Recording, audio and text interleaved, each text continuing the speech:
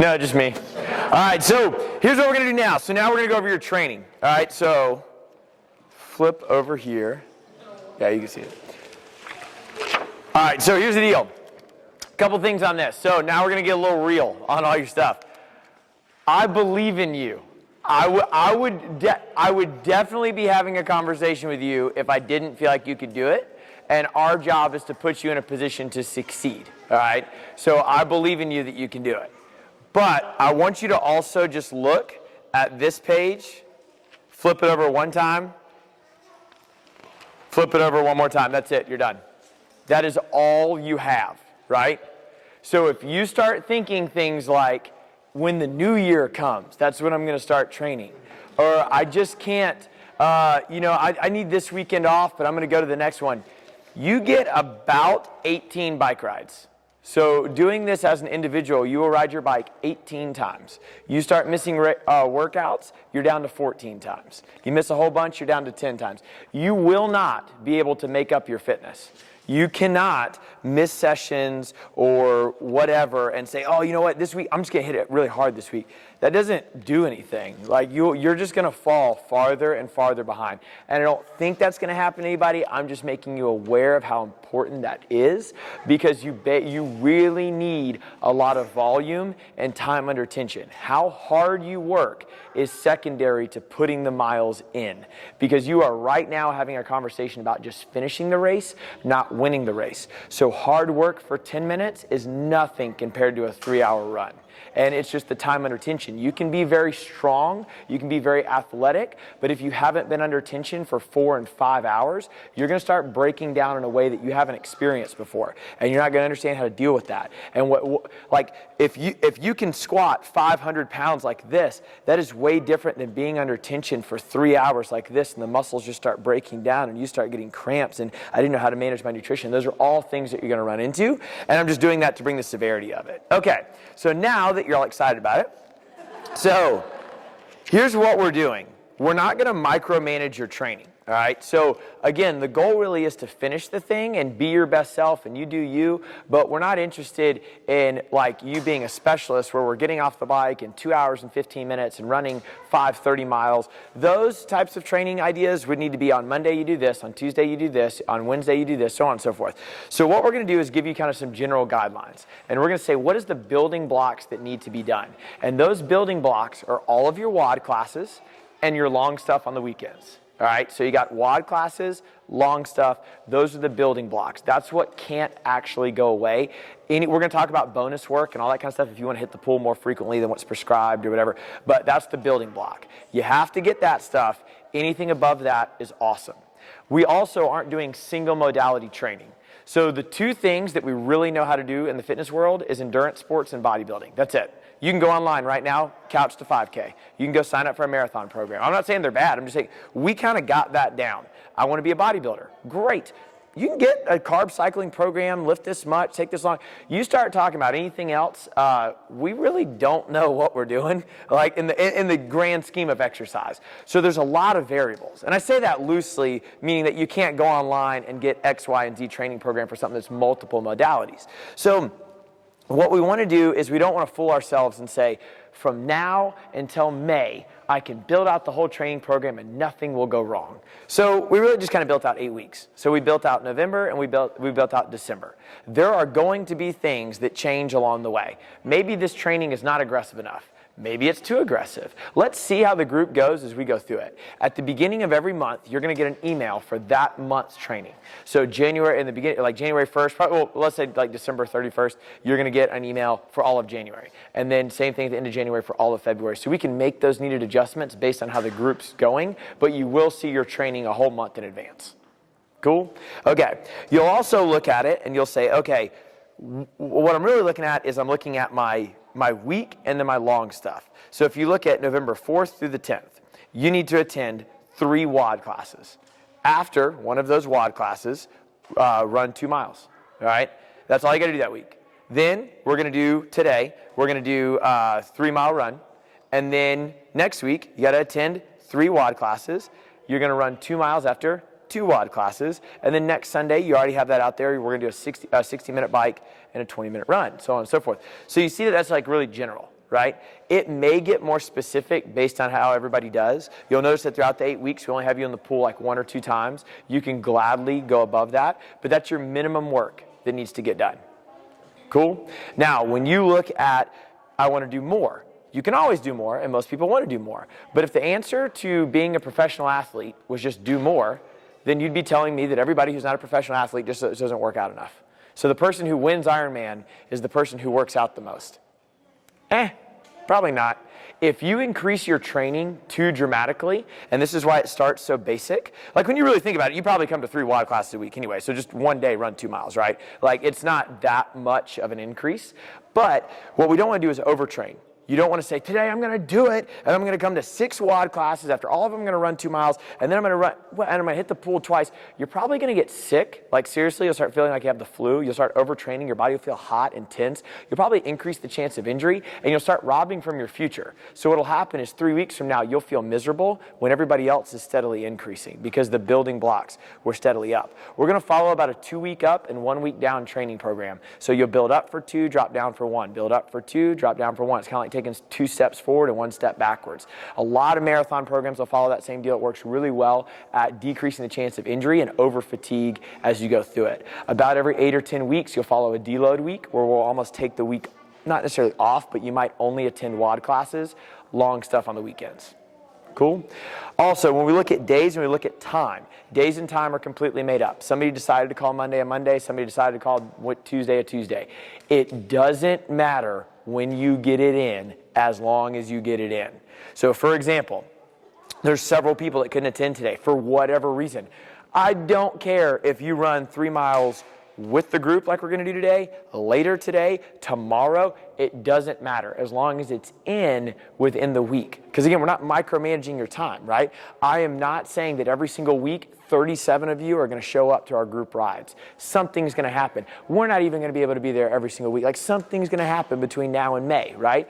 But if you're going to get it in on Saturday, you're going to do it later on Sunday, you had a crazy weekend, you're going out of town, you want to just go ahead and bump it up to Friday. I know a lot of people that have kids in school wanted to train from like 9 to 1 in the morning. Who cares? Just run your miles, do your bike ride. That's all that matters. You just have to get this work done within the week. Cool? But you also have to look at it like medication. Don't double up. So if you're like, well, it's Thursday and I have attended 0 WOD classes. That's like saying, well, I'm on a prescription for Percocet and I missed my day, so I will be doubling up my Percocet. It's probably not going to work too well. So what you don't want to do is say, it's Thursday, I've attended 0 WOD classes. You should probably just analyze the situation. Was it a commitment level? What happened for you to not attend any classes? You don't want to say, I'm coming to 2 classes on Thursday, 2 classes on Friday. I'm going to run 2 miles after both of them, and then I'm going to hit my long stuff on Saturday. You probably won't succeed very well, and you're probably going to get injured because you put in too much time too quick. So you need to be patient. You need to understand the severity of you only have 24 weeks.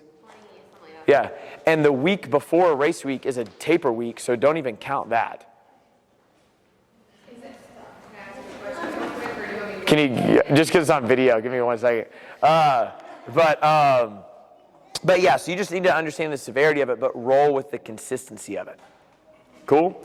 Okay, then if you're going to do any bonus work would be things like taking the conditioning classes. The conditioning classes would be fantastic for you to do. And as we go through it, we can talk more about like how frequently to put those in there, but that's not a bad thing to do. Starting out the first couple weeks, I would definitely replace that instead of a WOD class. So if you said, I'm going to do a conditioning class, and then I'm going to count that as one of my 3 WOD classes, and then run 2 miles afterwards because you feel like you want that double conditioning, and I'm just using the first week as an example, then you could totally do that.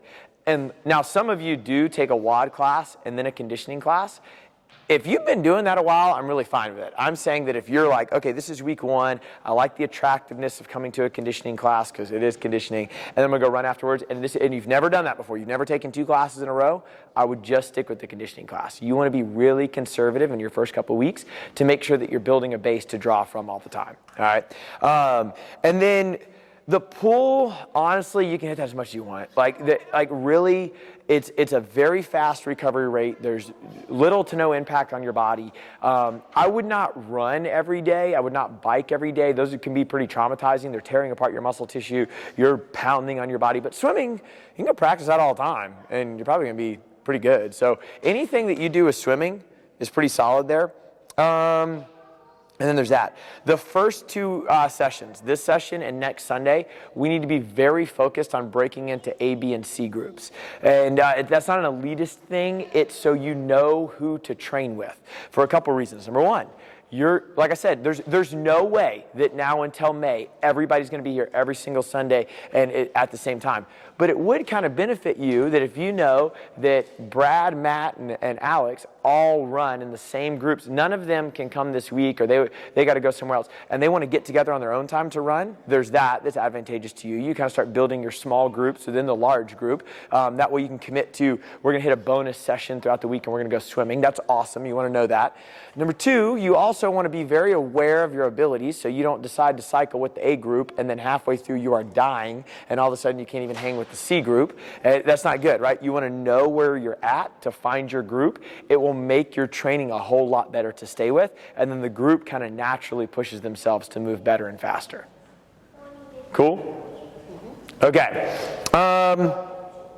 That's the general scope. But as long as you hit your WOD classes and your long stuff, and I don't even really care if your long stuff is on the weekend, hit your WOD classes Monday, Tuesday, Wednesday, rest Thursday. The long training, for whatever reason you can't work on the weekends, do it Friday. Like it doesn't matter as long as you're getting it in. That is the biggest thing. Do not think that you have any extra time. You don't. You need to consistently hit your training. You get the work done within the week, within the time frames, you will be okay. Don't get obsessed with bonus work. More exercise is not always better. Practice and skill work and going to the pool and practicing on swimming is great, but hitting a swim workout, running at lunchtime, and hitting a WOD in the afternoon will kill you. Don't do that. Be very patient, but very, very consistent. Not missing sessions is more valuable than the length and duration of your training. Does that make sense? Promise you that will help out.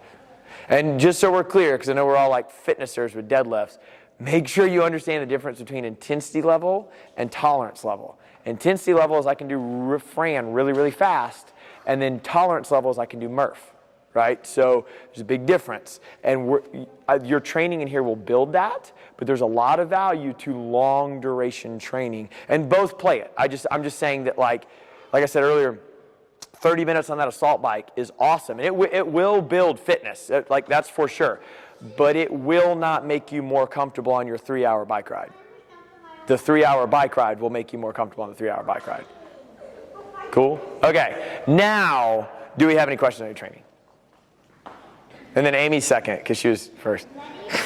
On days where it says run 2 miles after WOD, is that like straight, like the WOD is over and you like run? Or is it... Yeah, so that's a good question. And just for anybody that can't hear, she's like, what was your question? So I'm going to... No, I don't care. I mean, all right, so you don't want to lose. So when do you do your 2 miles? Like, for example, week 1, run 2 miles after a WOD class, right? So what we don't want to do is rest for an hour or 2 hours. You're kind of like you're breaking into multiple sessions. We could get the best benefit if it was cool down for a minute, whatever. Okay, say hang out with your friends for 15 minutes, whatever you want, and then go run. You're still kind of like in the zone. Yeah. And I do want you to treat it kind of like I understand it's about to get cold. Maybe you don't want to do all your training outside, but I want you to treat it as if you were on a course or outside.